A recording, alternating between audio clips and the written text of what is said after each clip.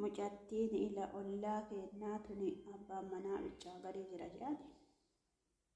ofii garaan quufa jedhani maalitti beennan baawandi isatu biyya alaatiitti ergaa uffattee dhiqattee dibatteeti wambade akkana jala fiitti jedhani jetteen aga amaana lafti rabbi nu dhagayini maali abbaan manaa isin jiru qaadaa yoo jedhaniini anu argaa jiraame waan inni poosti godhu suuraa viidiyoo isatu maal keessa jira jette jedhan hujima isaa argata jette jedhan badaanitti attasii ta'in warroonni dhiiraa waa hujii keessanii argataa jirtanii jechuudha akka kan kee eega hidhi kan keessii eeggama atillee hattuu tanteellee himatamtii